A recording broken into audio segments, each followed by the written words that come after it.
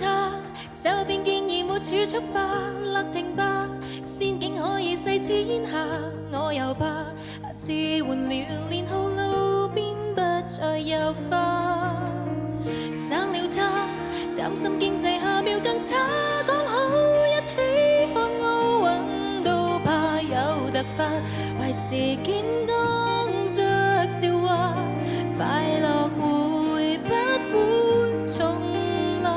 這刻你再忍一下，怎會毫無代價？明年保了壽命，誰說一定有伴侶與動機？明年即使有熱血，錯認錯說，又如何約定？趁一切都正好，撮合無盡的偶然來盡興，誰已浪費着美景，才是對他不敬。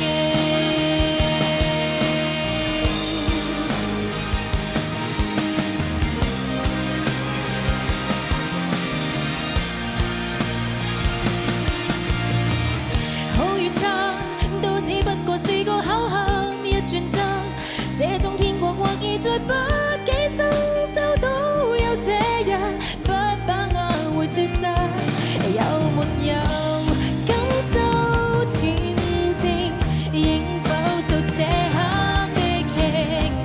聽我從頭辯證，明年保了壽命，誰說一定有伴侶與動機？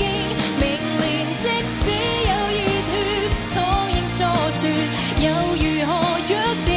趁一切都正好，撮合無盡的偶然來盡興，隨意浪費着美景，才是對他不敬。